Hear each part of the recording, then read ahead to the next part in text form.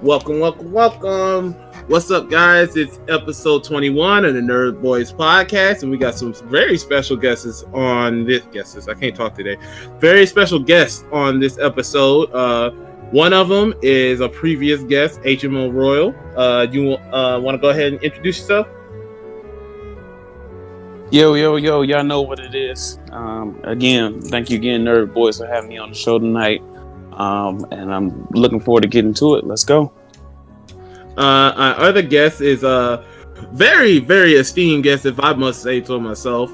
He is pretty much the liaison for Western Michigan University when it comes to esports, Mr. Philocypher himself. Hey, thank you. How you guys doing today? All right, we're gonna start with the normal guests and just go down from there. Chrono. Yo, the People Champ here. What's up? Let them know, Royal. The People Champ is here. No, all just side. What's up, people? We back at it. Be prepared for the big date. Oh boy. Rabbit. Yo, what it is? It's your boy Peter Cottontail, aka Rabbit, aka Billy Bob. No Billy Bob. Get that shit out of here, bro. What you talking about? I'm playing with you. AKA Carrot Sticks. How y'all doing? Thank you for joining us in another cringy episode. How was your hot date last week? It was fun, dude. We had fun. But try to learn about board games. Too fucking tired to learn it, so we just watched a bunch of movies. Man, yeah, too tired to learn it. I hate it. Okay, Netflix and shit. Since you talking anyway, go ahead, guys. Somebody's mashing already. Yeah. Hey, you wanna stop smacking them trigger buttons? Yeah, I'm sorry, Zeta got a mash button on her stuff, but okay, my fault. I'll stop. I will stop. Liz, I don't know. Your mic. It's funny because like you have a good mic, but it picks up everything. Yeah, I play the game sometimes while I'm like in here, and like it just my shit doesn't pick it up. But I have like mine. I have a Blue Yeti, so it has it to where you can set the setting of where it picks up audio from. So I have it to where it just picks up audio forward and then deadens the audio behind the mic, and my hands are always behind it when I'm playing. But anyways, thanks guys. Excited to be here with another episode. Anyways, yeah, Liquid here, Liquid Skies, aka Cumulonimbus, aka Weatherman J. Yeah, let's go. And the longest intro award goes to we're just gonna go ahead and dive straight into here because we got a pretty deep show, all things considered. First thing on the notes, the Xbox Game Pass will now give you free DLC. So if you have the Xbox Game Pass, you can now get free DLC on top of the game itself. So I think that's a win. I'm winning. Royal, I don't know if you an Xbox guy at all. How you feel about that? Neat. Skies. Hey, listen, all you guys know that I recently purchased an Xbox for one specific game. The game is on Game Pass, so yes, I am a Game Pass member. I mean, realistically, I don't know how long I'll keep it for. I'm enjoying the game right now. I'm kind of looking at just like buying a CD code for the game because I'm not really going to play Xbox besides that. But for now, I mean, it's cool. Hopefully I can snag up the DLC from the game that I'm playing with it, ? I don't really know. We'll see. But I mean, I think it's good. It's an incentive for people to sway to Microsoft. I mean, I think packages should be more all-inclusive nowadays. Besides, I mean, you know how we are. We're all gaming heads. That's how we are. So not only are we spending, $60 on a game here, game there, game here, game there, but then next thing you know, 3 months down the road, a DLC launches, and now we're spending, $24.99, $29.99 on, a DLC for fighters or, whatever it may be. So I just dropped a decent amount of money on Ark's new DLC. That was $30. So I mean, shit like that. I mean, it's just money coming out of the ass left and right. Rabbit? I think this is how everything should be. We shouldn't have to pay $60 for a game and then $50 for DLC. It's just, I just think it's stupid. But I mean, I know why they do it. They do it for money. I get it. But I missed it back in the day when you paid $60 for a game and it was the full game. When you paid for it, you got the whole cheeseburger with whatever you want on it. You just didn't get the patty and the buns, and had to pay for the condiments. You got everything with it. And I wish it would go back to that. Wait, people still use those? Never mind. Never mind. I do want to chime in. I've never been a strong supporter of Microsoft unless it was a Windows product, and Age of Empire was the only thing that was Microsoft based that I actually invested in. But thanks to that coming out in the early 90s, it was always secret content, hidden content, I would say. And that was my biggest thing that I actually loved about games before the purchasing of DLC was actually available. And I want to, commend Microsoft for even going that route and going back to something similar as that, as in having your DLCs free instead of asking players to come out of X and Y and Z of amount to just keep themselves involved with your game itself. So never been Microsoft, man, but more power to people. Philocypher? Yeah, I think something that Rabbit said, I kind of agree with the whole paying for the cheeseburger. It's kind of like paying for shoelaces. You're paying for shoes and not getting the shoelaces and having to pay for a key to get the shoelaces, which are already in the box anyway. I've always been against DLC. I worked at GameStop when it really got popular, and then day one DLC started coming out, all that kind of stuff. And I do want to clarify, I am okay with expansions, Elder Scrolls series. Wow, expansions have existed even before video games with D&D and stuff like that. But paying for something that isn't worth $40, like Monster Hunter Iceborne, that's pretty high quality. That's an expansion. That's not just DLC. That's a full another game within the game. Right. Whereas, Call of Duty and some of the Halo games, they they don't you're not getting the value. So I think this is a smart move. Honestly, I think with the new Xbox right around the corner, the Scarlet or whatever it's called, I think it's smart for them to kind of get more people into the fold of Microsoft. Okay, Chrono, you want to wrap us up? Xbox kind of had already been doing that. I guess with Game Pass, it's just in general you get it, but Xbox was doing that if you got a game from the Game Pass anyway. But I digress. That's still it's a big move for them. A little bit too late. I wish they would have did it way earlier in the Xbox cycle, but I mean, it's still a big move. It's going to force PlayStation to probably look into doing something similar, especially after the Game Pass has already kind of blew up. So we'll definitely see. And Game Pass is always on sale. Game Pass is always on sale when it comes to the initial month and everything. I've known people who got it for 3 months for just $1. So the entry fee is less than anything. I don't have an Xbox, by the way, but I do have the account because you can play games on PC. So that is kind of a nice facts. Yeah. All right, moving on. Before we move on, I want to address something. Now, I think it's a big thing we should just briefly talk about. But is that okay, AK? Go for it. Okay. So everyone knows, obviously the crazy stuff that's going on right now, and the way it's affecting everyone's lives. I think everyone here at the NerdBois podcast wants to be a space where you guys can come and relieve stress and just listen to us and just be entertained by what we're doing. Obviously, if any of us can help in any capacity, whether it just be listening to us or giving a few games every now and again or something like that during this time, because we're all going through it, man. I know it's affecting AK. He's mandated to be home from work. He can work from home. Me personally, my hours are being cut, stuff like that. This is a really crazy time. So obviously feel free to reach out to us. I'm sure everyone else feels the same way. But just stay safe, everybody. And just do what you think is best. They're saying to quarantine yourself and stuff for a reason and stay out of the public.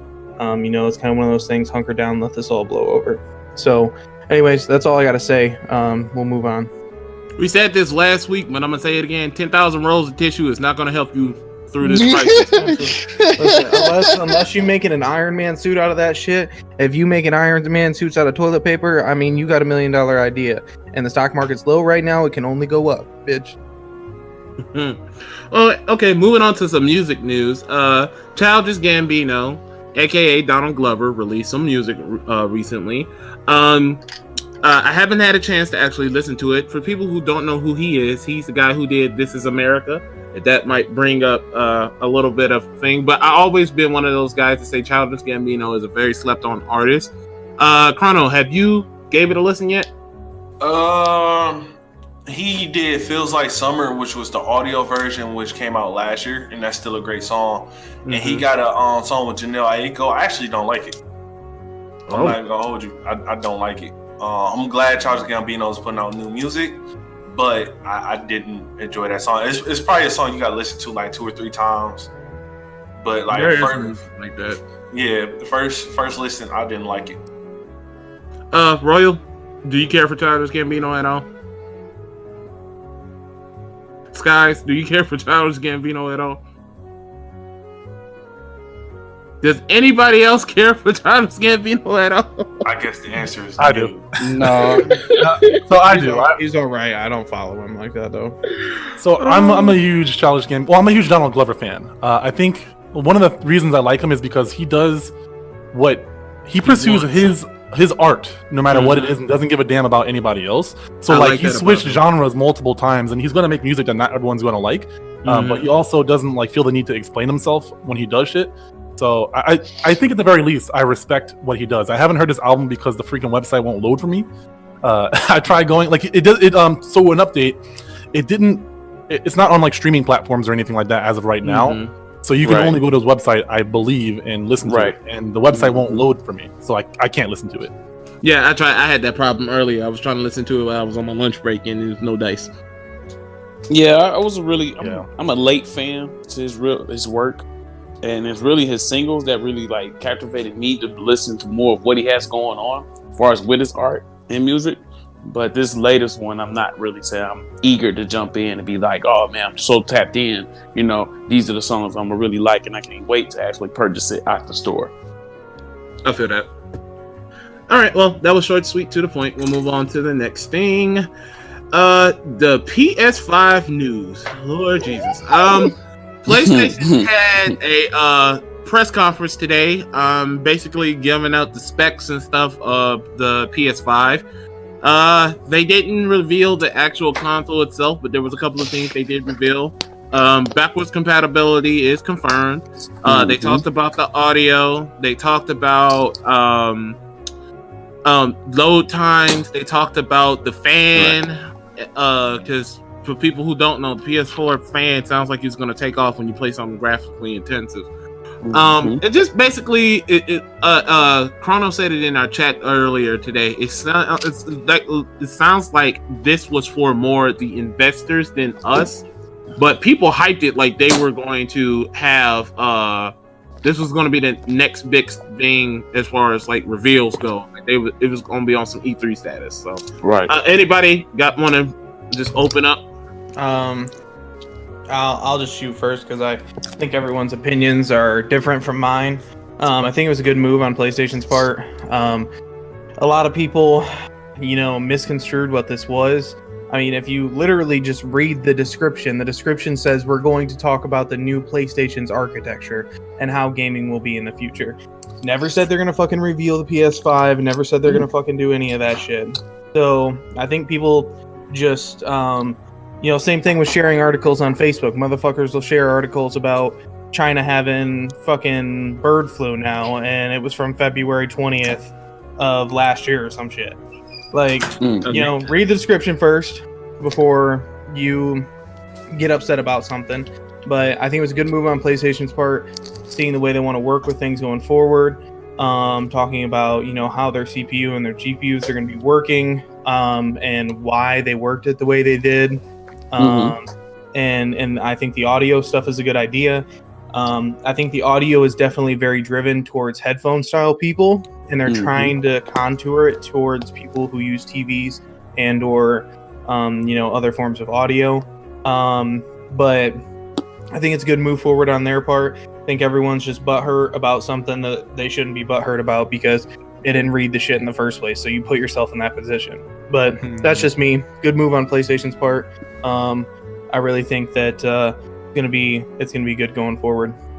Yeah. So kind of to bounce off of that, I watched the first half of it. I was on lunch break and my friends were texting me saying, "Hey, there's a PS4 announcement." Like that's all they said. So I pulled it up and we did like I don't know what they called it, but basically you watch it with a group of other people. It's like watch together or something like that. So it was already there and I didn't like have a description to look at because it was on a different website. But as I started listening to it, I was like, this sounds like it's for consumers, or it sounds like it's not for consumers. It's for people who are developers or investors. Yeah. Right. So I think they're smart in trying to attract investors. And it was like, if you were ready for that information, then it was pretty fascinating. But like, I was in a group chat with a bunch of other people and everyone was like, get to the games. And then I looked at the description and I'm like, I don't think there's going to be games. I got to get back to work, guys. Like, I think this is fascinating, but it was boring if you didn't know what you were getting into. But like you said before, he definitely had that college professor voice on. I'm not gonna lie. Yeah, he was trying to get investors and game developers to want to buy into the PS5. I think. Royal, I'm gonna pass on it. I watched a small clip of it, and like I said, it didn't really, it wasn't of my interest because simply. I caught what you had talked about the fan part, and I did like find moments like maybe like say I'm doing an overnight session or something playing like God of War or something, and I noticed like my fan are just get kind of excessively loud. So now I'm nervous like, man, is it dusty? Is it overheating? Like what's going on? So to hear them that they're trying to render it down and make it more calming, I guess. That was kind of like the big point. I was like, okay, cool. But overall, I was kind of like halfway asleep too. So yeah, I'm gonna pass. Rabbit. To be honest with you, dude, I didn't even watch the YouTube video. Well said. Okay, so we'll just move on. A little bit of football news. Tom Brady is moving to the Buccaneers.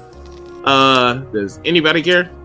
This is the dumbest thing the Buccaneers are gonna do in their lifetime. Brady has a maximum of maybe 2 years left in him. You're gonna win a championship and fucking lose all those draft picks if you're not gonna be as good. It's stupid. They're doing it for 1 year and ain't gonna do nothing else for them. They're fucking retarded. He should just retire with the Patriots. Are you mad? Done there. Yes, I am upset. This is the stupidest. I'm more upset with the Vikings, and I'm taking it out on Tom Brady. But anyways, this is the stupid play by the Buccaneers. My top three teams I would have been more excited to hear him going to would have been the Oakland Raiders, him squeezing out Aaron Rodgers. By the way. Oh well, him squeezing out of Aaron Rodgers from the Packers, and him squeezing out of Matt Ryan from the Falcons. I would have been, Gonna be against the grain here. I think this is a good move for Tom Brady. I think Tom's making smart decisions here, and the fact that he knows he has just a few years left before he wants to leave. So he said, "I'm gonna do what I want now. I'm gonna make the money I can while I'm here." And he put it out to everyone that pretty much, hey, like I want some decision and roster control, shit like that. They have some decent weapons, man. They really do. You're gonna give up, like they said, if they win a bowl or something like that, they're going to give up, some draft picks. Who fucking cares, honestly? But reality of it is, I think it's a good move financially for him, even though he doesn't need the money. And also, I think he was trying to go somewhere where he could just make a run again.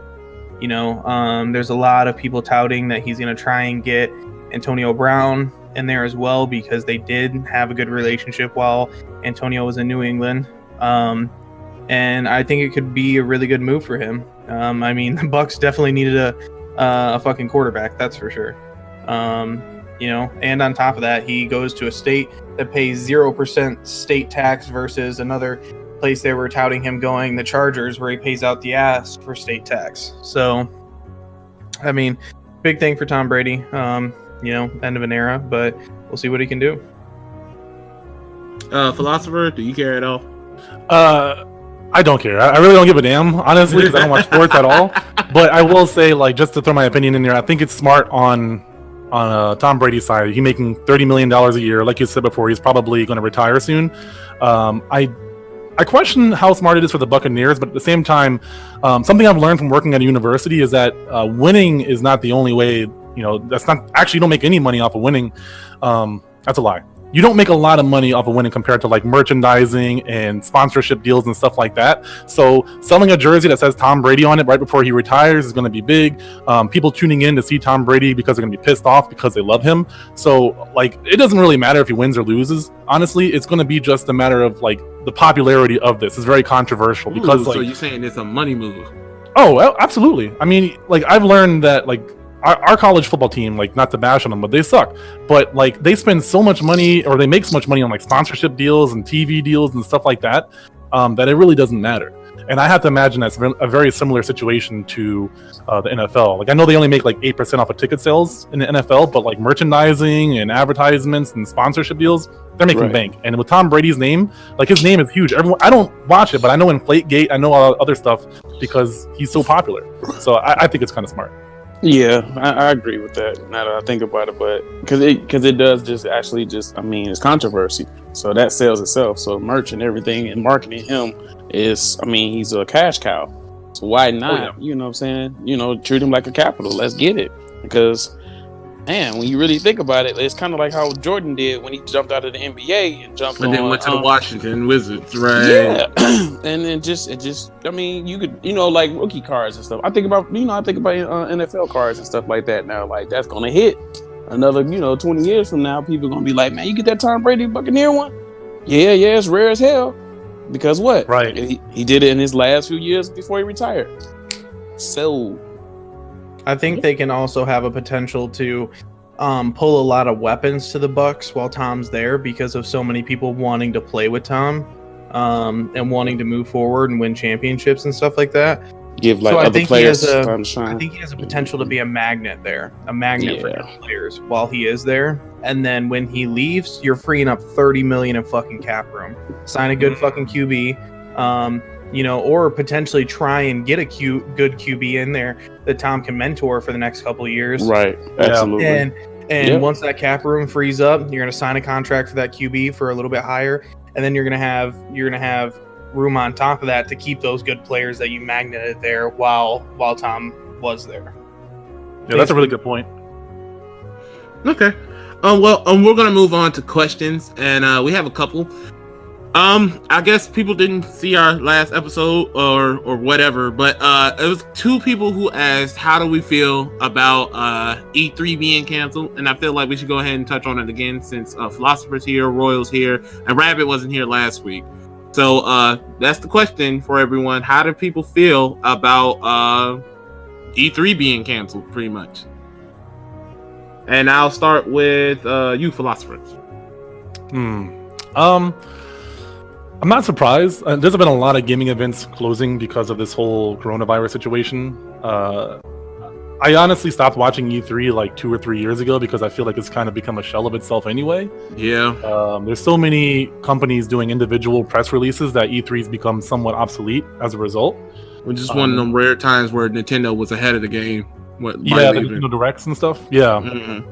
Yeah, so I honestly, I don't know if we're going to see another E3 after this. There might be something similar because I do think that gathering for the celebration of games is great, but no one really shows their good stuff anymore at E3. They save it for their own press conferences. Everything gets leaked like the day before, too.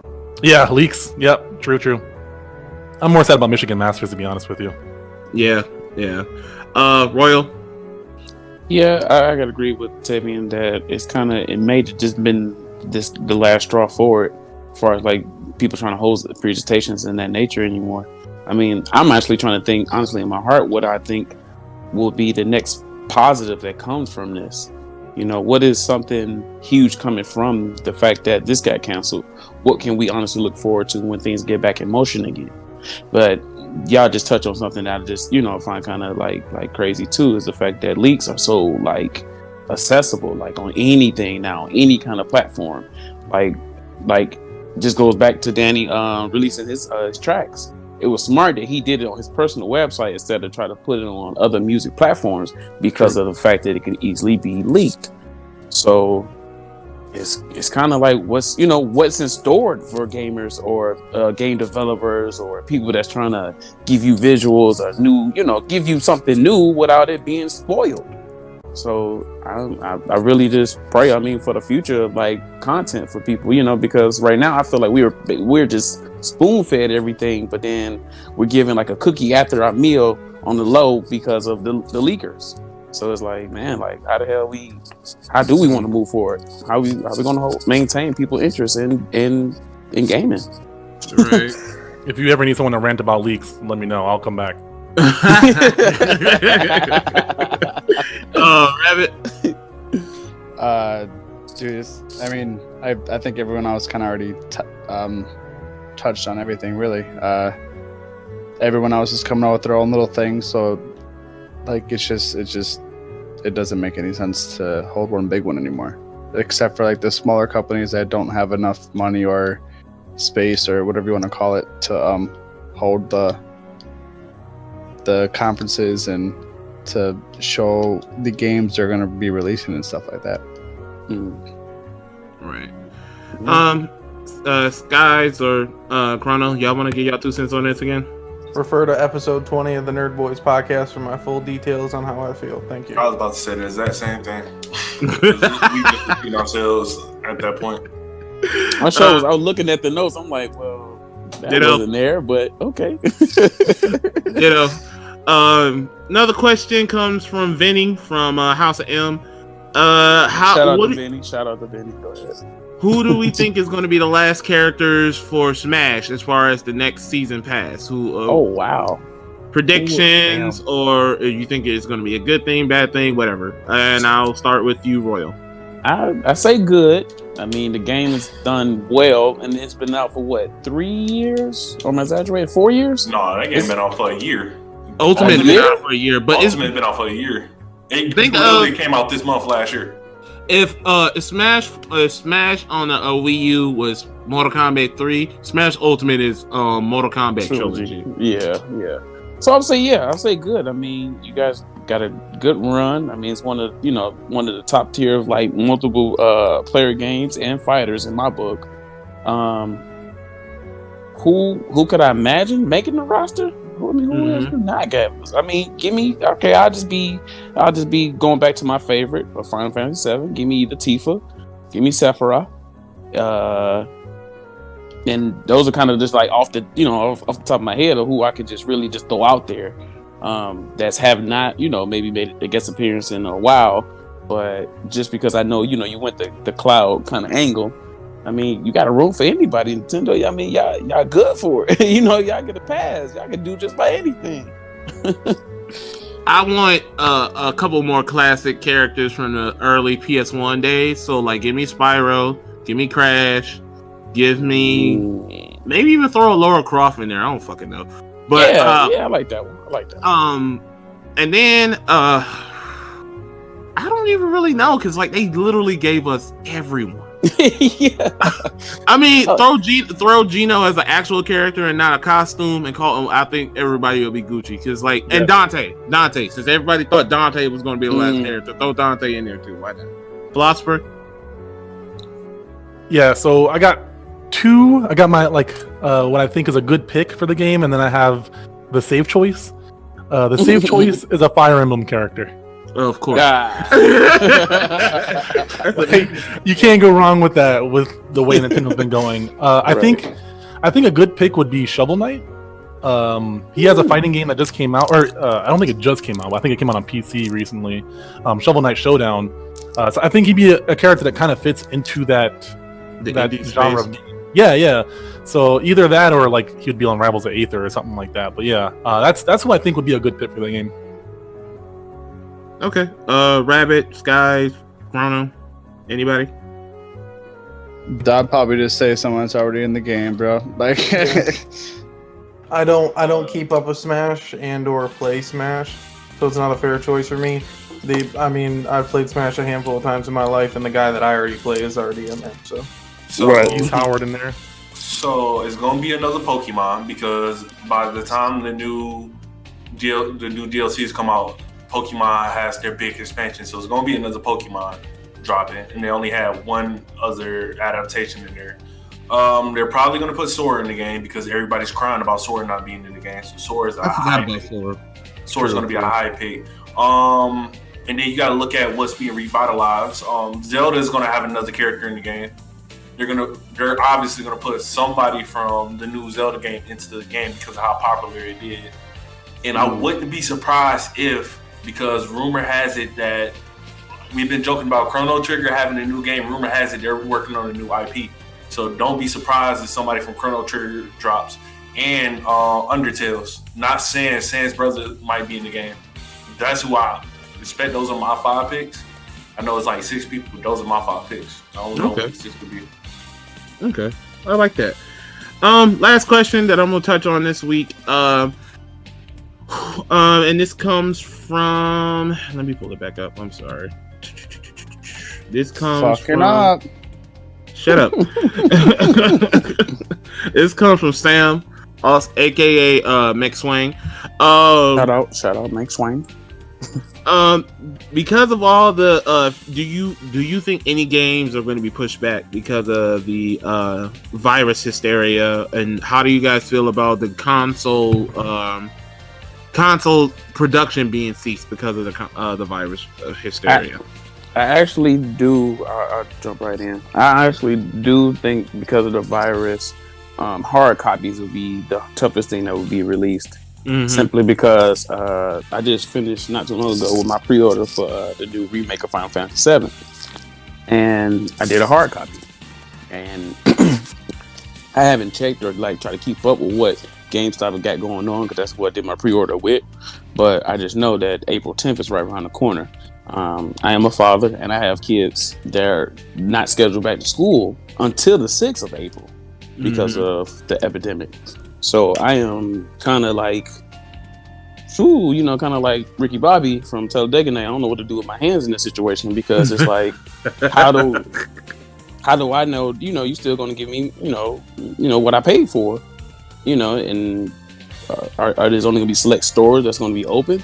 Where's my information? Worst case scenario, they can just give you a download code and I don't know, like a voucher or something. They better start selling games on over the phone. It's not even that. It's stuff that comes with the hard copy. Exactly. I purchased the premium, or the deluxe or whatever they want to call it nowadays. There's other stuff that comes with it. So them people get jumped out their money and only get a $60 copy. You better give me the rest of my money back. Talk about it. Talk to me nice. So where do I go? I think people are looking at this too nearsighted. There are some games that are supposed to be releasing here in the near future that are obviously definitely going to be affected. I think what people aren't thinking about is how were games that are supposed to launch with the PS5 going to be affected. Is next gen going to be pushed back? My eyes, absolutely. I'm assuming different game developers across the nation and the world and stuff like that are probably obviously on quarantine or something of the sort, so they're not in the studio. Realistically, I don't think a lot of that work can be done from home. So depending on how long this takes, we might see a pushback with next gen consoles and or games that are supposed to be launching with next gen. Hopefully, as we've talked about on here before, they do the right thing and release the game and it actually be a good game instead of rushing and or pushing it back and then it end up still being shit. Just get it right the first time, no matter what it takes, and just do the right thing. Philocypher. Okay. Rabbit. This shit's gonna happen and we're not gonna be happy about it. We all expect when something's gonna come out that we want in our hands that day, or a day or two after the fact that we're supposed to get our shit. But we don't ever take in effect that some of this shit actually does affect some of the families that are in this to a bigger degree than just staying home from work. Mm-hmm. Some people's families could be dying, like we got to be more like in tune to that. Like it's some people's grandparents, parents, or they might be dying from this. Like I know, like we kid about it and stuff like that, but this is a lot bigger than a lot of us are making it to be. Families are I know families, people die every day from the flu. I get it, but with this being so big and it's shutting down school systems and anywhere that has more than 10 people, we can't go inside. It's just how it is, and it's gonna push back a lot of stuff, and we're just gonna have to roll with it and take it on our chin and just hope that everything comes out the way we want it to. Mm-hmm. Yeah, I don't think it's gonna. I don't really think it's gonna be like a study long, study wrong thing with this, because it's I think it's just the perfect moment if you had a project or you got something in the works. It just gives you, the incubator a little more time to focus on it. You know what I'm saying? Fine tune some things. You know what I'm saying? Watch previous, mistakes and just fix them. So I think I kind of want to agree with Joey with the whole get it right the first time. This is your time. This is your time, and I want to apply that to just universally with anyone or anybody that's focused on something. Just take this is that time. It looks like it slows stuff down, but it really didn't. It gave you time to focus on self, than to still be I would say a consumer or a person that just wrapped in distractional things that exist. Oh yeah. Yep. This is a good reason why I always tell people they should learn to be more of an entrepreneur, because you don't know when your money source is going to dry up. And that sounds like a very paranoid way of thinking, but this kind of situation, like the government's talking about, like the current government that we have right now is talking about giving us $1,000 a month. Like that's insanity because of how much of a financial crisis we're in. So I think that learning how to make money on your own without anybody else's influence or finger pointing is a great thing, especially for people who have traditionally lived lives in low income like myself. Mm-hmm. Okay. Mm-hmm. That was a really grown-up talk. I'm glad we had touched on that. Moving on to something a little hilarious. Oh boy. Twitter was on fire because Barack Obama followed a veteran porn star named Sarah J. And the legend. Man, let that boy follow whoever he wants to follow, okay? Let him follow.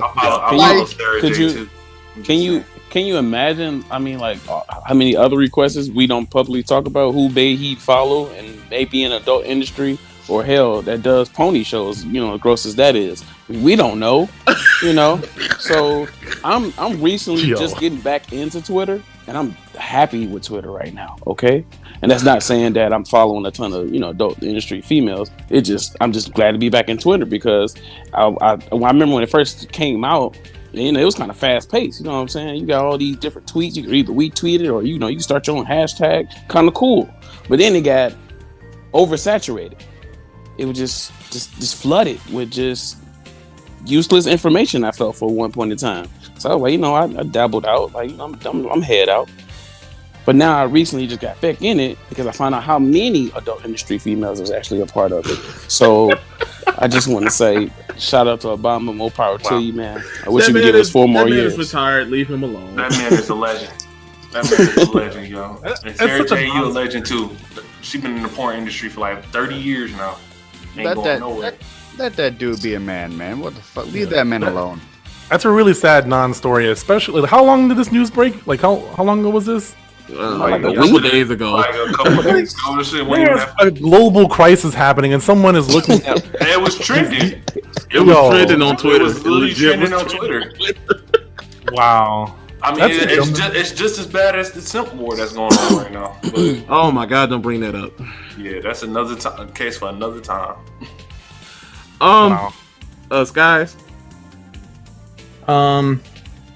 Honestly, I'm gonna be real. My opinion on this is, I I mean, I think the least of everyone's worries should be Barack Obama's Twitter follow list. Y'all looked at mine, y'all would be appalled and probably would never speak to me again. So let the man do what he wants. That's that. He got Roxy Reynolds on speed dial on Twitter, boy. Talk about it. Okay. I'm not going to incriminate myself. I'm just going to say, leave that alone. You on Twitter too? That boy be on the official NerdBois podcast following porn stars. Ain't he about a bitch? Oh shit. I'll just say, let that man alone. I think it was hilarious. And in times like this, it was good to get a good laugh every once in a while. Moving on to the next one. Steam broke its own record for concurrent people online. And for layman's terms, it was over, I want to say 20 million people on Steam last weekend for obvious reasons. So for people who say PC gaming is not that big, you're wrong. And that's just Steam. That's not counting Epic and Lord knows how many other launchers they have. Davian, you're a PC guy. How you feel about these news? I mean, that's not surprising at all. Because, like, okay, in Michigan alone, all schools are closed. Not just, like, 12 through K, but also, like, most universities and everything. Plus, restaurants are closed. This was, like, as of last week. Yeah, bars, restaurants, you know, a lot of people are working from home. And then that means that people working from home probably aren't going to be working from home. They're going to be, you know, on Steam. So, like, you have literally, like... Allegedly. A whole bunch of people, you know, home from school, from work, from whatever. Like, they need something to do, and a lot of people have PC. They just don't have the time to do it. And now they finally have the time. And plus, there's a Steam sale going on right now because there always is. So, I mean, it's a perfect time to be on Steam. Play with other friends, play alone, get those games you want to never get a chance to play. Now is the perfect time to go to your backlog. For people who don't know what a backlog is, that's games that you always wanted to try but never really had time to. Like, you literally have no excuse. I've beaten like 5 of the games I've been supposed to beat for like 2 years and 4 days. So, man, I want to shout out to whoever beat Crash 1. Okay, those are the real MVPs, man. Or beat Gex Enter the Gecko and games like that, man. Because the original Gex. That was ridiculous. That was hard. The remotes and stuff, man. Yeah, that give me blockbuster memories over here. Right? Is that the one when he had? Is that the one when he had the spy suit, or is that the one? No, that's the Gex one. Is the 2D one. Y'all definitely showing y'all age. Gex 1 is the one where it was 2D, and he started off. He got to fight that witch on the first world.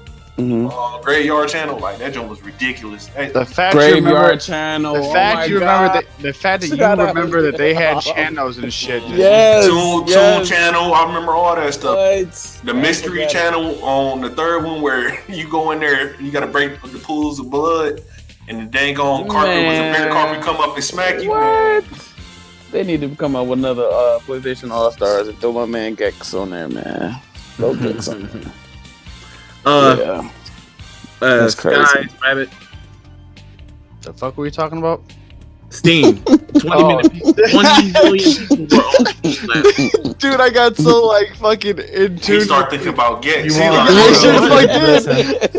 be honest, the real interesting thing I would like to know is what numbers Pornhub is currently pulling in this drastic ass fucking time. That is what I would like to know. I bet you OnlyFans is blowing up right now. I bet you that's blowing up right now. Already motherfucking knew the gamers was going to thrive. We was going to thrive. I've been going there for game advice, bro. I've been getting stuck on things. I've been going there like, how do I get past this part? Movies is on Spank Bang. That's all I'm gonna say. I saw Battle of Gods for the first time on Pornhub, bro. I ain't even gonna lie to you. The whole season 3 of fucking Black Lightning is on Pornhub right now. I'm not even lying. I'm being dead ass serious. The whole season 3. I'm watching right now. Right. Oh shit. Okay, moving on. Xbox came out with some more of their news as far as tech goes. One of the major pullaways from this was they're going to have. They're obviously more. They're stronger than the PS4. That's much is confirmed.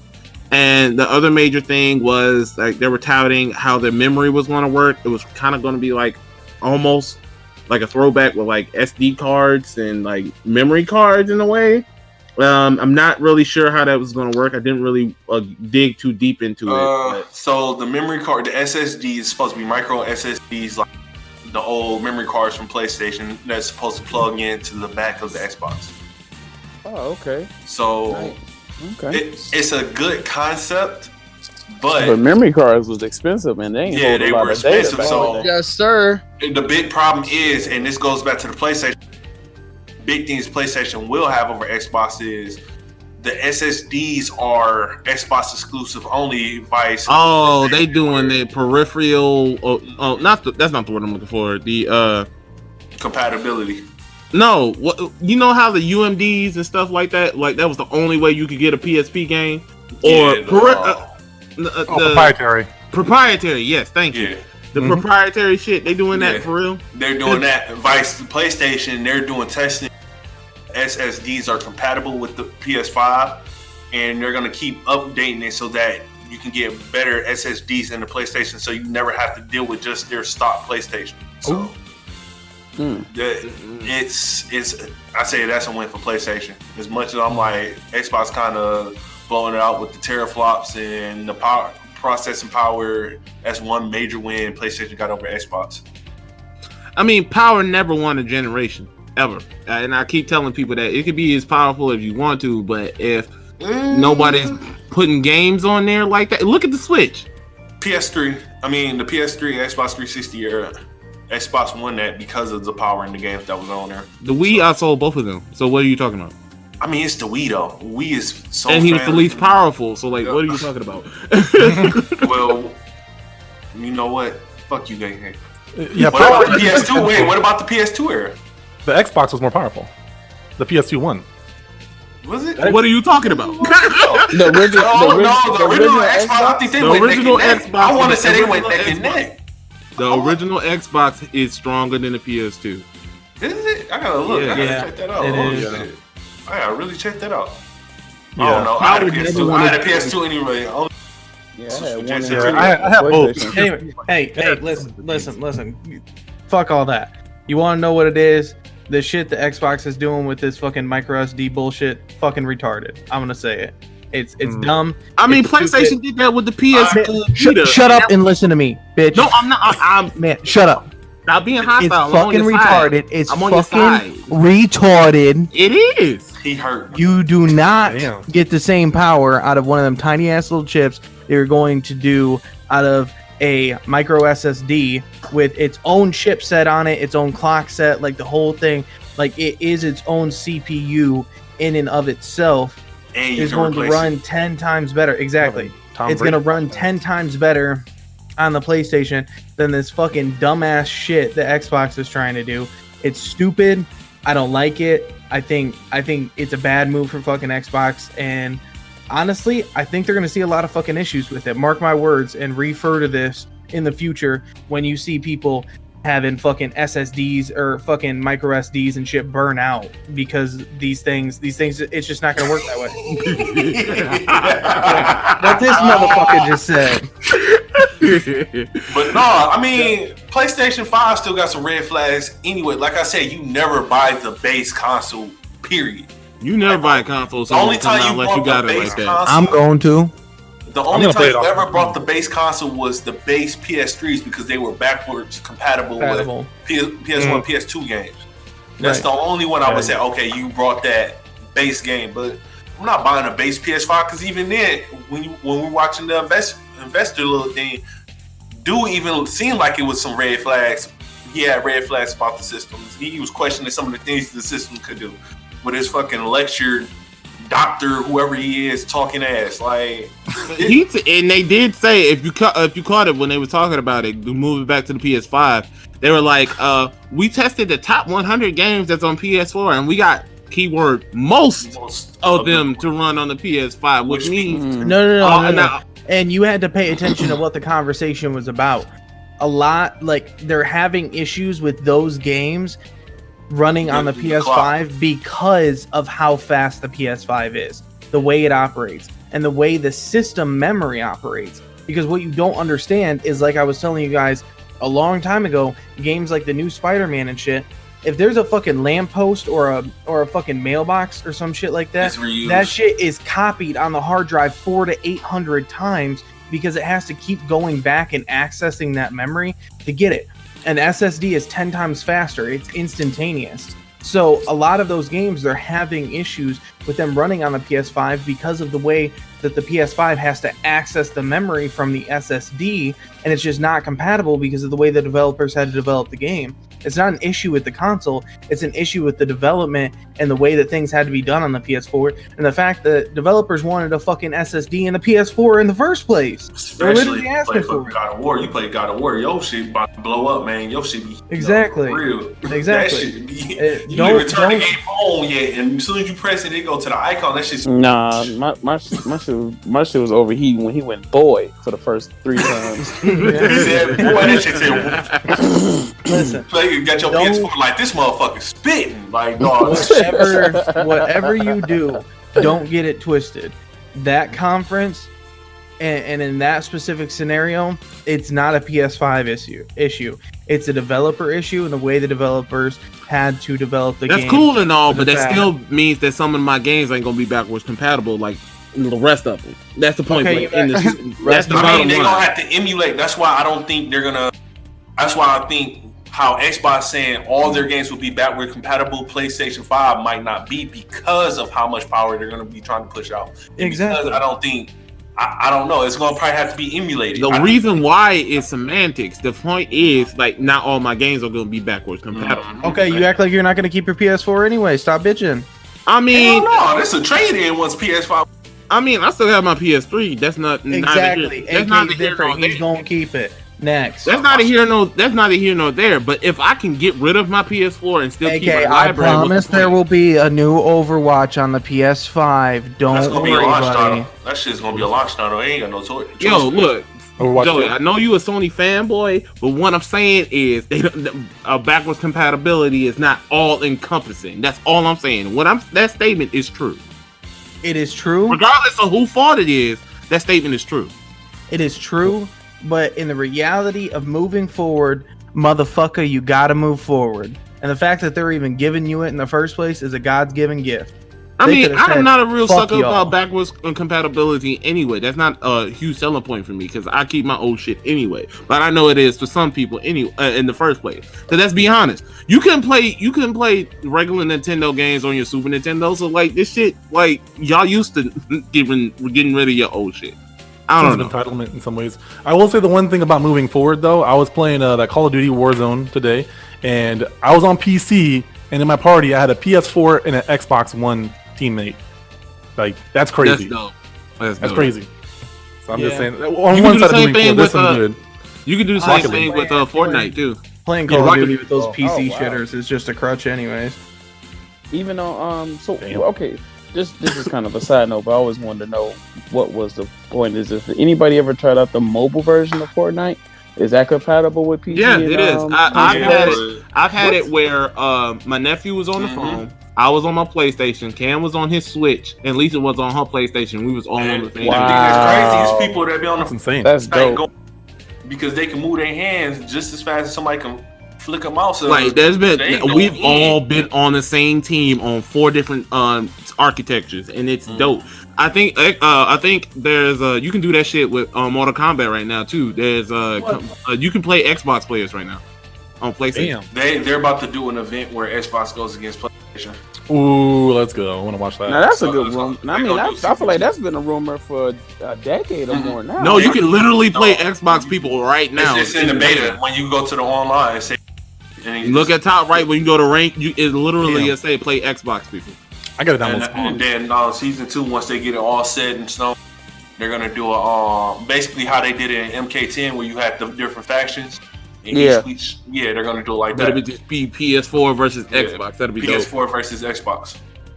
They should bring the factions back for MK, but yeah, okay. All right, we got 2 more things, and then we're gonna get into the main topic why Philocypher was on the thing. But there's a rumor that Sony wants to buy the Metal Gear license, Castlevania, Silent Hill, and all of those 3 IPs from Konami. for PS5. Since Kojima is like really close with Sony, I don't see that as too far of a stretch. But like, I can see that would be a pretty penny trying to buy all of those. It's just a rumor, and the people that the rumor came from are unverified, so I'm not vouching for them. But that's the rumor now that Sony is looking at buying Metal Gear, Castlevania, and Silent Hill from Konami. I can see. Go ahead. No, I was just gonna say I think it's a good investment if the rumors are true. But if they was to like redevelop or come up with a new, version or a new, EP for it, I just wouldn't want it to be anything less than what the original title stood for. So yeah. I'm a huge Metal Gear fan. My name is actually somewhat pulled from that game or inspired by the game series. The source that you're talking about is like Young and he's a huge Metal Gear fan as well, probably more so than I am, which is a lot. So like he has some pretty good sources. We don't like him over here. His sources I don't even know who he is. His sources are reliable. He's a don't speak sell out, bro. Like his sources are reliable nonetheless, though. Like I agree with him. Yeah, his sources be on point. He gets access to a lot of stuff right now. Because I followed him. I don't always agree with his opinion, but I like hearing what he has to say. Sometimes I disagree very strongly, but nonetheless, I think it's a smart move for Sony. I don't think it'll happen because Konami is a bunch of say it. Like they're a bunch of like money grabbing assholes, is what they are. Yeah, so I think that if that were to happen, it would be a quality game because it seems like Sony's really okay with Kojima doing his process. Like he's not someone who conforms to to a little bit of background on myself. I have a bachelor's in animation and game design, and I worked in the game design industry in San Diego for a little bit. And there's a lot of bullshit that happens to game developers and to directors when publishers are involved. There's certain deadlines. They don't understand how to make a game, but they're making these arbitrary deadlines to put a game out there when they'd rather work on quantity rather than quality. Kojima is very much a quality kind of person, and so that's why he had a lot of this friction. I don't want to get into all the details and the politics of it, but there's a lot of BS that happened, and Kojima is very particular. I'm sure he ruffled a lot of feathers because he wasn't a sellout. He wanted to make a great game. He's legitimately a fan of games and of cinema, and that's why he tries to combine it the way that he knows how to. Yeah, that game is ass. I don't care what nobody says. That's so fucking bad, bro. Death Stranding? I hate Death Stranding with a passion, bro. And everybody's like, you got to get past the first 10 hours. Well, see, that's the beautiful thing about video games, though, is that video games are subjective. Just because you don't like it doesn't mean it's bad. It just means you don't like it. So, like, I mean, I love the game so far. I don't get a lot of time to really play it. You're a father. We know how that goes. What he would do with another Metal Gear. I kind of want Metal Gear to just die as much as a fan as I am of it. I kind of think that series needs to go away and he needs to make new games because it seemed like Kojima wanted to get away from Metal Gear.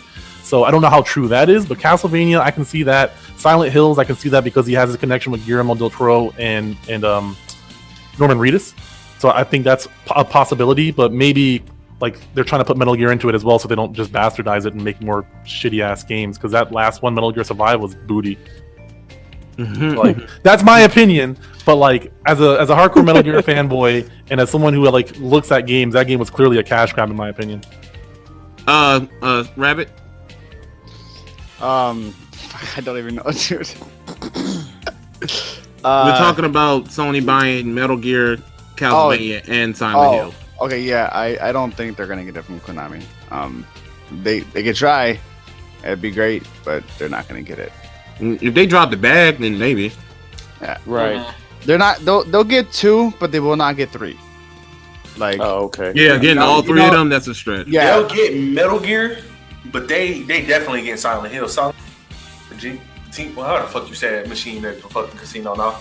They ain't getting Silent Hill. Whatever the fuck. Yeah, whatever the fuck it is. They're not getting that, and then it'll be a toss up for Castlevania. But Castlevania, with the deal they got with Nintendo, I don't think they're gonna get I mean, Castlevania has a spiritual successor with Bloodstained, so it's like excuse me.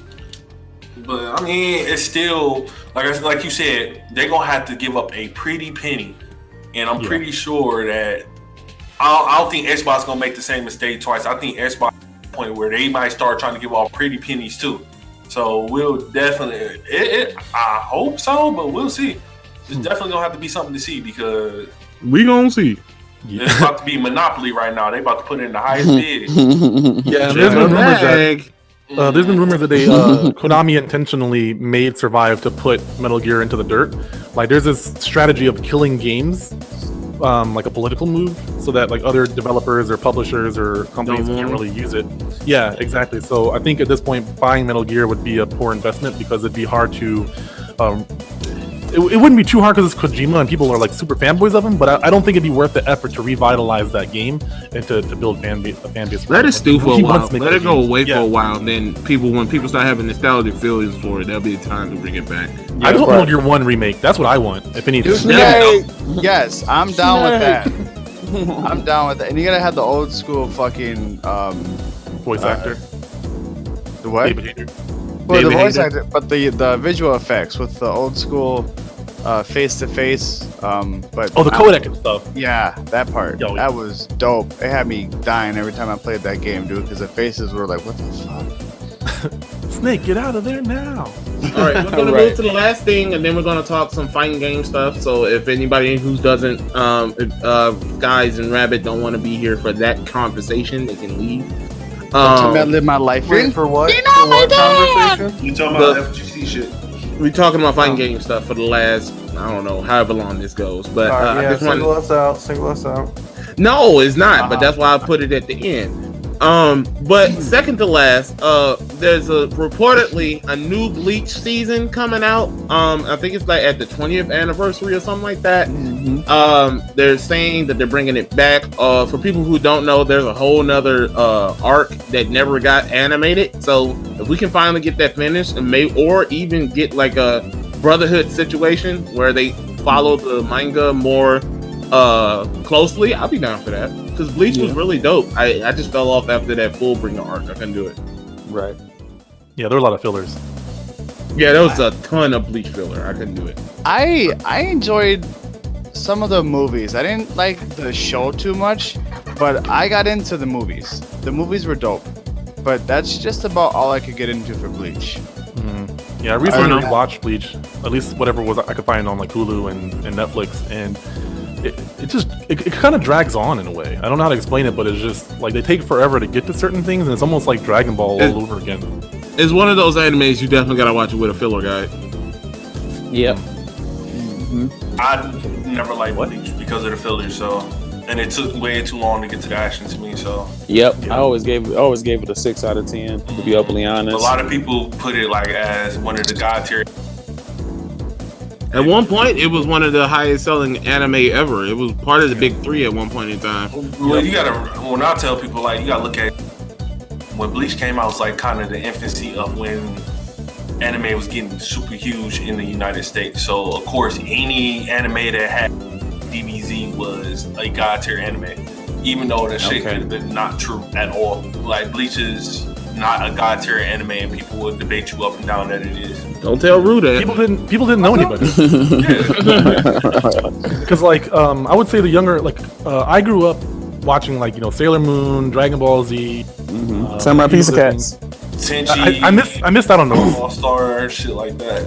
Oh, Outlaw Star. Yeah, but like Cowboy Bebop. I would say Cowboy Bebop is a god tier anime. Yes. Debate you up and down that is not. Like, that is a god tier. Yu Yu Hakusho. That's art. Yu Yu Hakusho. That was definitely a god tier anime. That's my favorite anime. Tenchi, you can even debate Tenchi's a god tier anime. When you stop and realize that they literally just melded two different series together for what we got in the English dub, like going back and realizing how they really changed stuff for us in the English dub is just crazy. Yeah, we're very like sheltered. Yeah. Golly. But yeah, Bleach, I think that it had potential, but with so many fillers, it felt disrespectful, and it took them forever to get to certain things. And I understand that's like production things, but just as a consumer watching that anime, it just was not pleasant to deal with. Especially when you got DBZ doing the same thing, and they own a little special way. On far as like just like holding you up until the action-packed conclusion of what we were trying to get to for this damn saga. So even as much as I don't like DBZ. Even they filler episodes, you had some type of fight in. And the placement of them were more respectful. Like you would have like you about to fight Grimjow or something like that, and all of a sudden there's a filler episode. Like I don't care about this random villain. The fillers will be just random as hell. Like that's random costumes. It'd be stuffed animals. Grimjow and go about to fight, and then all of a sudden, let's go see what Ichigo's sister is doing. Like what? Like we don't care. Like I think, let me see, the animes that does fillers. Rue's gonna blow this chat up, bro. Oh, I'm fine with that. Magic. Mm-hmm. Yep, he a Bleach guy. And Darnell, Lucy Chaos, he's a Bleach guy too. Yep. Like I said, I think like My Hero Academia is an example of doing fillers right. Like even they fillers just like, okay, this is the end of this. Okay, you're doing something in between before you get to the action again. Like the whole Froppy episode where she was still fighting, but it was a filler episode. I would say DBZ was the alpha of starting fillers for me, for as a kid growing up watching anime. Then Bleach was the beta, because it literally introduced. You have to show us the go, because that literally has no filler in it at all. Nope. I even say Hunter x Hunter. Bleach was like the same guy. Bleach kind of started off how Naruto got rich and got his clout, because I mean it was kind of just all over the place, but at the same time it kind of gave you this really good story about this kid not being accepted in his community, but then it gave you these side stories about other side characters and try to put a little focus light on them. But Bleach would just give you the fact that Naruto had a whole 100+ episodes of filler. It's just like, come on, bro. Like after Sasuke leaves the goddamn Leaf Village, everything after that was filler. Everything after that was filler. That shit was like a DBZ fight on 100 episodes, yo. Like, get to the point. Like, because everything after that was just weird as fuck. You would have like ninja ostriches, and Rock Lee got drunk again, and Hinata had a power up that really didn't amount to anything. Like, it was so. She survived the war, man. She survived the war. Barely. All right, well, let's get to the last and final thing on here. It actually was a question proposed by Philocypher, and that's kind of the reason why I wanted him on the podcast. How do you guys feel about online warriors versus local warriors? Hey, I get to have that conversation. Yay! Shut up. Hey, fellas, I'm finna hold on. I'm just gonna say bye real quick. Y'all, it was a pleasure having you guys on. I appreciate it. Y'all are a fucking hoot to work with. Yeah, I said hoot. Don't fucking judge me. Rabbit for hoot. But I appreciate y'all being on. This is Rabbit. I'll holler at you later. See you. Nice to meet you. Later. Yep. Later, see you, Rabbit. All right, so basically, this was online people who primarily play online versus people who primarily play in locals, and these were fighting games specifically. Philocypher, you the one that posed this question, so I want you to explain it a little bit better so we can go ahead and just bounce off each other from there. Sure. I'm probably gonna reference a little bit of history, like the conversation that I posted and a few other things.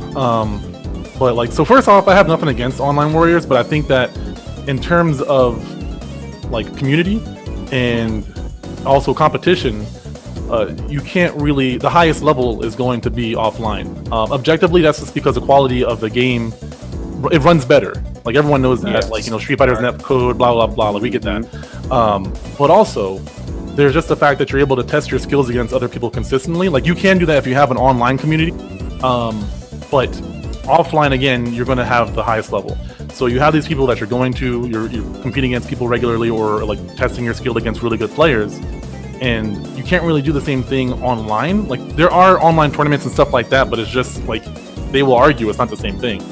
But then there's also the aspect of the really important part is, again, FGC stands for community. So in a community, I run the Kalamazoo FGC with a few other people, and the big thing is getting people to share their skills. So you have people at different levels, but they all have some sort of knowledge, and they all contribute. And you can't really contribute as much in an online, if you're just playing ranked and stuff like that, you're just grinding it out.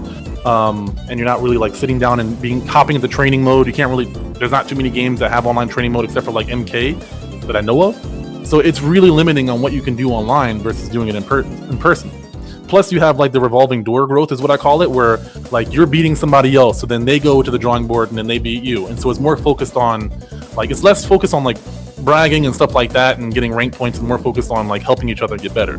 So like those are the main points that I see why offline is always going to beat online.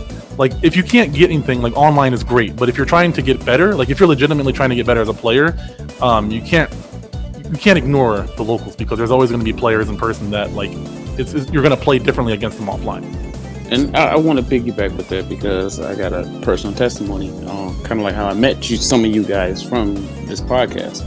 When I first was like, you know what, where can I start seeing more offline players all in one place? And mind you, this is like 2012, 2011, 2013. And I'm like, I'm working with a nonprofit group, and I'm trying to feed off them to create a concept on how to get an idea started. And sure enough, you know, they were like, well, we'll find you a location. You will just have to get your players there, right? So we're, you know, we right now we're in Ben Harbor, Michigan, and we trying to figure out, like, now, you know, we'll open the door for us. Sure enough, we reached out to Slackers. And if you're not familiar with Slackers, it was kind of like a little arcade center where they hosted both birthday parties and different nostalgic arcade and trivia games. Exactly. But they had a section where they had flat screens displayed and this lobby kind of, well, you know, I wouldn't say a lobby kind of area, but like a picnic kind of, you know, indoor picnic kind of area. Mm-hmm. So I get in there, talk to the owner, I let him know, well, you know, I'm just trying to get people in, so I'm not really saying that I can pay a vendor's fee or I'm be charging money, but I just really I want to get the concept of itself growing started. So that's where I really got myself started with just offline, and actually I was tapped in, you know.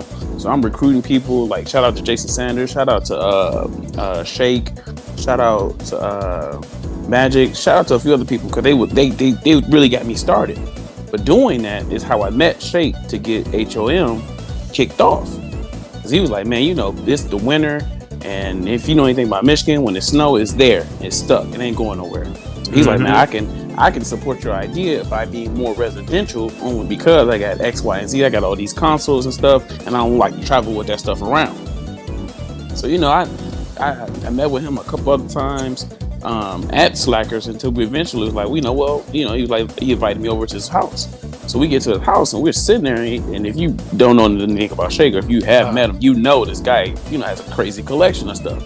So we're just feeding each other ideas, and before I knew it, we came with the concept Max Combo Mondays. And that was getting a lot of offline players in one spot to see if we can build something to get some sponsoring going. You know, I'm having nostalgia flashbacks. Man, I know. Okay. So that's really how it got started. So I was fresh out of high school when I met them guys. Fast forward, we found out there's people at the library doing little things. We find out there's other people like in other residents doing like 2Ks and Call of Duty locals kind of things. So it was just like, wow, you know, like thanks to this, we're tapped in with our community. We're reaching out and they're reaching back, and that's, you know, we're finding players from Indiana, South Bend, different parts of the world tapped into Max Combo Monday. So unfortunately, as the years go by, I said maybe like 5 to 6 years strong with that, the group and the more or less of the concept kind of, you know, dispersed. Everybody went separate ways or whatever. So I found myself to be an online player then, and I was not ready. That transition was the hardest thing ever for me. It's not the same. It's not the same. And okay. So doing the online thing was kind of like, it was kind of like learning the video game again. And I'm a heavy fan of like Tekken, Mortal Kombat, and Street Fighter. And it was kind of like, man, how do I get back into this? Like, you know, I gotta watch frames, and I gotta watch for lag spikes and shit like that. So I'm kind of confused and kind of like hurt, because I'm like, man, I remember just you press start, he press start, and y'all just go to, you know, mashing buttons until you actually like, you know, picking up Octavian and said, you know, you went to the drawing board. Okay, took an L. Cool. I'm gonna run to the drawing board. I'm gonna work on X, Y, and Z, and I'll bring it right back to the, you know, table. So, a couple years ago, it was a couple. No, it was last year. It actually was last year. I wanted to get back into the local scene, only because I didn't have that feeling or that drive to really like want to get better from online, because I didn't have a community, online base of fan, but players that would commit or just can actually make me feel like I'm getting better. So shout out to Philocypher. I reached out to him and found out he's he did the same concept we started from Ben Harbor and Kazoo. And mind you, what's this, like a 4 or 5 years period, I'm strictly online. So I actually, adapted to the online and somewhat let go of the local feeling. So I think NK11 had just came out.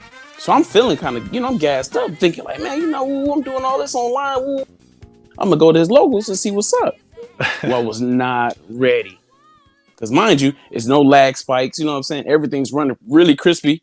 But my input is a mental, my muscle memory of input was built off on how the internet speed was kind of keeping me at, So it was hard. And I honestly, I could say I still haven't learned how to adapt again back to what I started from, because I thought it was going to be like riding a bike. And I know, don't get me wrong, I know the fundamentals, but as far as like the speed and actual punishing, and it was just strategy too. Yeah. I couldn't come with the same thing. Online, or certain things that work online don't work offline, and so you have to to play a little bit more fair, I guess. You have to respect the game's rules a little bit more, is what I'm trying to say. Yeah, you get a little more leeway online than you do offline. So it was that just like my own personal testimony of like learning, like from starting as a offline warrior, then becoming an online warrior, and never really like harnessed to get back to becoming an offline warrior, because I would just say only because of distance and just being not so close to a scene that I'm comfortable to want to attend at. You know what I'm saying? Because it's just some here, because I'm a Grand Rapids resident. It's here, but it's just, it don't give me that feel to push, go harder, go, what they say, go plus ultra. It don't give me that. Yeah, it gives me that kind of like prejudice, segregated kind of nowadays. Yeah, it gives me. Danimal? Huh? Sorry, Danimal? I played with him a few times, but in Kazoo. But I went to on his locals on Saturdays. But bro, it don't feel welcoming to me. I don't get that. Like, man, I like the crowd, I like the atmosphere, I like the choices of games. I do love the choices of game, but I don't like the overall atmosphere. It feel like you gotta kind of already have like a, how can I say, relationship with somebody. Yourself? Huh? Well, like prove yourself or something? Not even that. Like I'm saying, it's like if you didn't necessarily come in with a relationship bond with somebody that's already there. You gotta know somebody to have fun there. Yeah.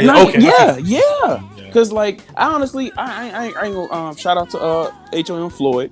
He actually met me there, and I was like, man, bro, if you wouldn't have came, bro, I don't even think I would have stuck around these 2 hours, because I'm just not getting that. I'm not, because I'm competitive. And I like to do a little trash talking. I like to throw some salt when I play or whatever, but it's all fairness. It's never just, too much of this or too less of that. So I'm attempting, because I don't mind jumping out of my shell or my comfort zone anytime I step out my house, but I'm not getting that same feedback.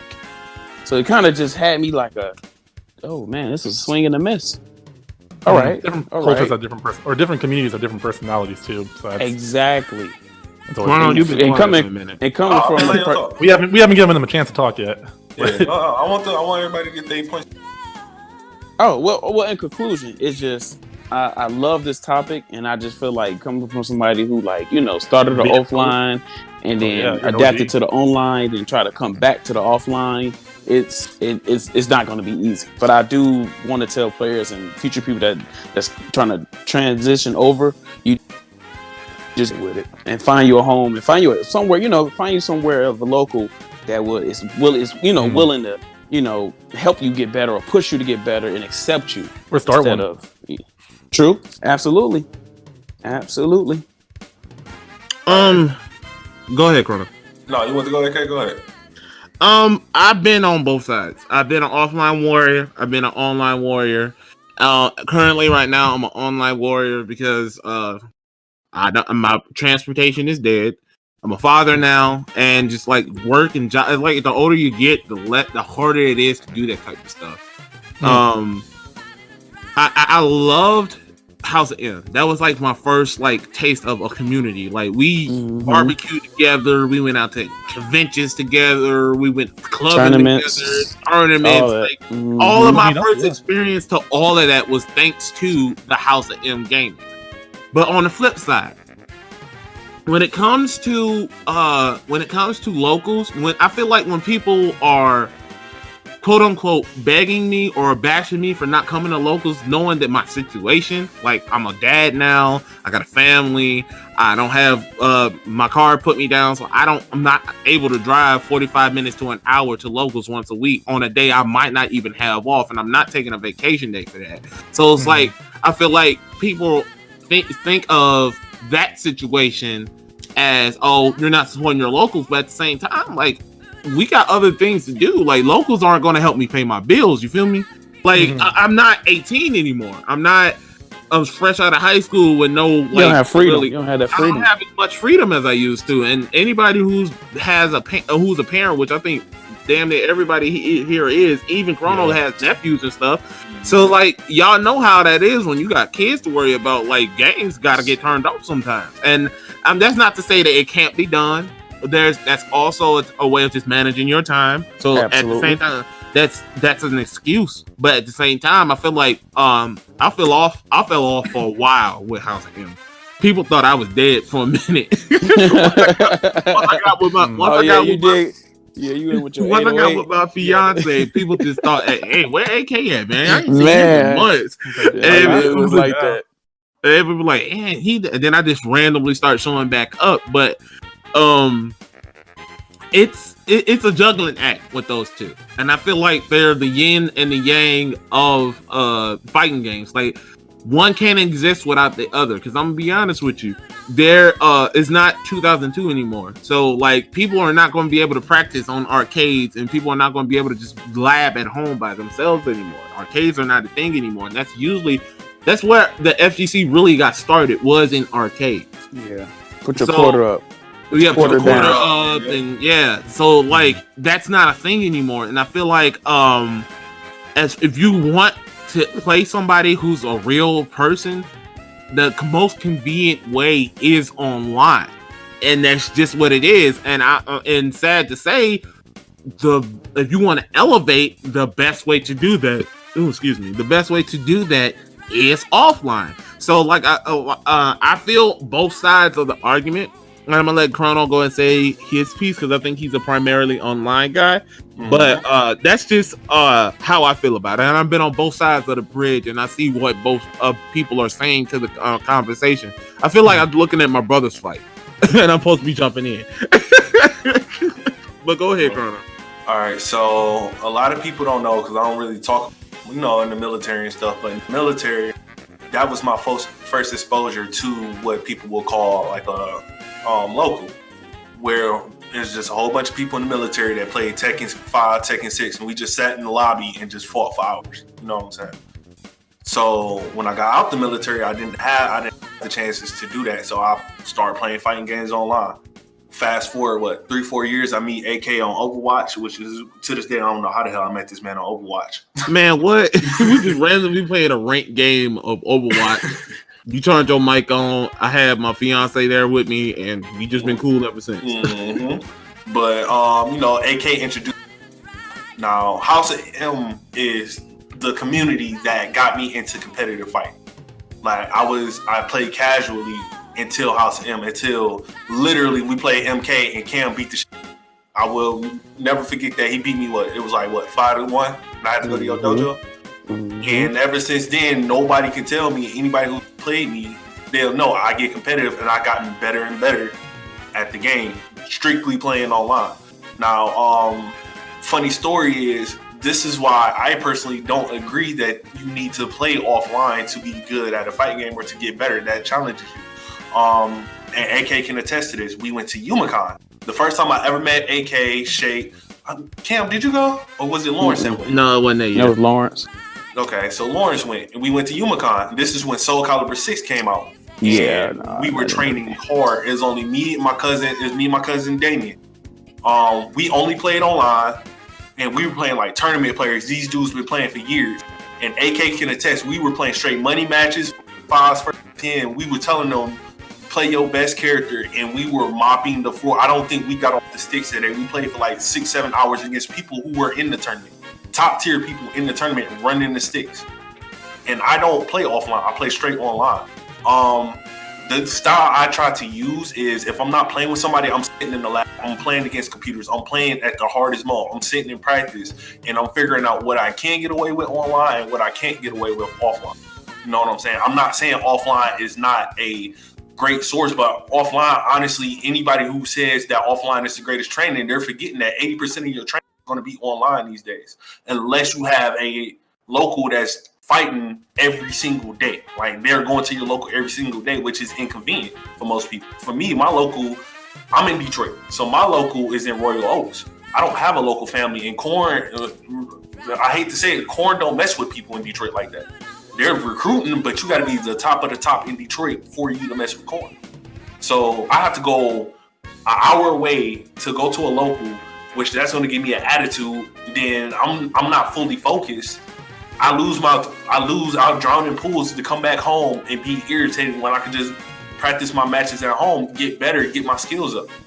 So I'm not saying that locals aren't important. I think you should have a balance of it. I think locals are just the lower term of your training compared to playing online, because 90% of your training is going to come from online unless you have people who are dedicated to come to you and actually practice with you. A person like me, all the people I play fighting games with are in Benton Harbor and other places. So I don't have the convenience of going to a local. I have a local scene in Detroit. I don't have people who actually are dedicated to play fighting games and get better. So I have to be that online. It's unfortunate, but I have to be that online warrior. And for me, anybody who says you can't grow, Cam can attest. I think personally, my skill has gotten better in fighting games for me reading, understanding, and analyzing what I'm doing wrong, learning how to adapt, how to switch up my gameplay, how to do all these multiple things just from playing online. I didn't have to learn that offline. I learned that by playing House of M over and over and over again, going to rankings and requesting people to fight me with certain matchups over and over and over again to get better, to get to the player that I am today. And I'm not saying I'm perfect. I don't know. I haven't fully tested myself in a tournament scene. I had my first online tournament. This is my second online tournament I got first place in. This is the second one I've done. So I still need to see, maybe I need to get to that offline tournament. And like Cam said, I haven't met people at a local or found a local family where I can be like, hey, you beat me, I want to beat you. It's not like HOM where Cam and Rue are the two, like, I want to beat them constantly because I know their level of gameplay. I know that Rue can win a tournament. I know that Cam can win a tournament if they try. I want to beat them. That's the upper echelon. Those are the people that I'm striving to be better than. I haven't met that at a local. I haven't met that in people in Detroit because a lot of people that I do play locally, when I get the chance, I beat, even playing online. So maybe it's a difference for me, but that's just how I feel when it comes to the offline, online. I feel as though you can still play online and improve if you push yourself to do that, if that makes sense. I want to piggyback shortly before the next person jump in. What I feel to say about like how with your point is that my counteraction to like that was because I learned different than you. Like, I learned a lot better from playing, how can I say, offline with a game than I do online. It takes me a lot longer to learn the game online than it would me offline, because with offline, like I said, like Philocypher was saying, that it's leeways, and MK11 taught me that offline that I can't really put in words for a person who plays it online, because it's just something about the, like you said, like the punishing and the frame data is just so at faster pace that you got to respect certain punishable moves or different attacks. Like I can imagine, excuse me, with these new 2 DLC characters that recently just came out, Joker and Spawn, playing them offline, I don't think I would have really. I don't think I'm ready to be playing like a 3rd variation Kano right now at my skill level, because I can just see them moving and punishing a lot of things that I'm trying to whiff or actually try to confirm with being possible. And the only reason I think honestly that's my learning curve as a gamer at what level I'm is that I honestly like if I had a buddy, like I said, or if I can, like I said, like Philocypher was saying, that if I can start something here in Grand Rapids, I can actually, really, I can say, push myself to my next level, because I feel like I'm at my current peak, but I can't limit break right now, because I just feel like, damn, I didn't content myself.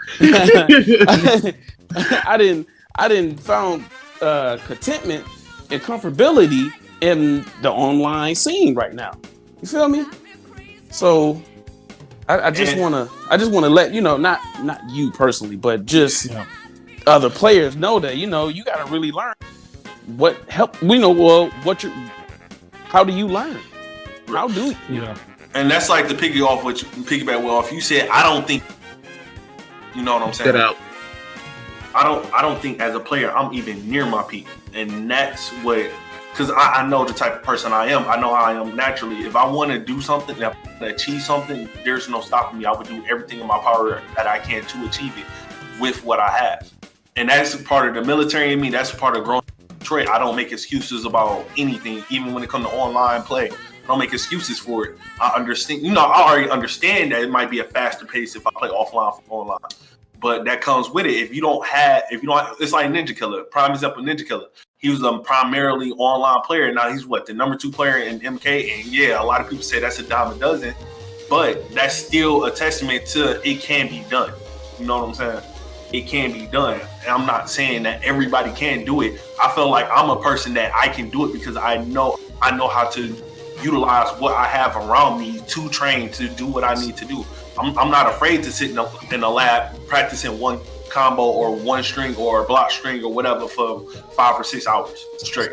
Yeah. I'm not afraid to do it. A couple of things. Go ahead.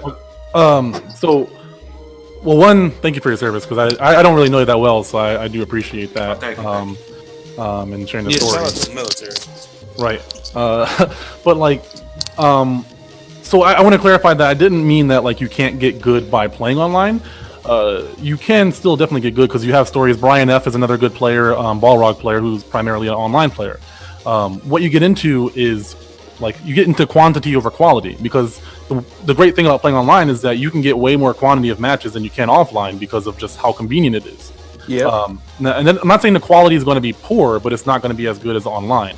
But you still can get enough matches to practice your skills. You can practice your execution. Your execution is not going to change too much, rather than just the timing of it. That's 2 different things depending on how you look at it. Because you can adjust your timing once you get used to the monitor, once you get used to the input lag or whatever. That just takes a little bit of time once you get good enough. But being aware of certain situations, you can practice all those things online. That's definitely the case. Practicing offline is if you're in the training mode, that's considered offline. So that's not really online. You're practicing things that you might have experienced online, but of course you're going back in the training mode and practicing those things. So that's a necessity regardless of if you play online or in person. But I do think the quality of matches that you're going to get the probability is going to be a lot higher offline than online. And what you're talking about is you're persevering despite your circumstances, not because of them. If you get rich even though you're broke, you're not rich because you were broke. You're rich despite the fact that you were broke growing up. Similarly, despite the fact that you're playing lower quality matches, you're still persevering, putting in that time, and of course you're going to get good because time plus effort equals progress. So it's going to happen regardless. My argument is that the quality is always going to be better, and then kind of separate from the skill aspect of it, which I think I don't want to name names, but somebody was trying to get into that conversation a while back when they originally brought this up. And there's I'm really big on the community aspect of it. And you can definitely have an online community. I see the House of M is primarily an online community now when it used to be an offline community. So that's still great. But you're not going to have as strong of a connection with people if you're not face to face. That's just there's science behind that. Physical contact, fist bumps, handshakes, eye contact, that stuff gives you a deeper emotional connection to the people in your community versus Yeah, online. I met some of my best friends through House of M. And But that- going back to what we said earlier, that's not completely untrue because I met Rabbit and Chrono through online, and they're Right. gonna be. I'm inviting them to my goddamn wedding. So I mean, Some of my best friends I've met online and never met in person. So like, don't get it twisted. Like most of my friends have been all online when I was growing up though, because I moved so much. And this is what I'm saying. I don't disagree. Like I don't disagree, and that's why I said maybe. Hold on, my stuff already cutting off. That's why I'm saying maybe it is me. I'm a little bit older now, so I am more open to, maybe going to a local. Like I told Shay, I definitely go to a local because maybe I need to go to a local. Maybe I have one bad experience and it's holding me back because maybe I do. I think I have the potential, and you can ask anybody else, and I say it all the time. I think I got potential. If I really want to go to a major, if I put my hardest into it, I think I can win the major because that's just how dedicated I am to a game. Even when I lose, I'm always figuring out, okay, what did I do wrong? What do I need to do in this matchup? What do I do? Like, I get mad. Shit, I blew my fucking PlayStation up before. Like, that's not even a joke. I get mad, but that's just better than me because I understand that, hey, I want to get better. And I'll tell anybody, hey, if I go to a local and maybe somebody in the local beat me, I'm like, God, this guy's good. And I start falling in love with the local scene, I would definitely go into it. But like you said, because of the circumstances I have, it's turned me into an online player, which forces me to have that online mindset of I can get better by just playing online. It's just right now, like I said, right now it's more convenient because of Detroit. A lot of people think Detroit has a huge scene.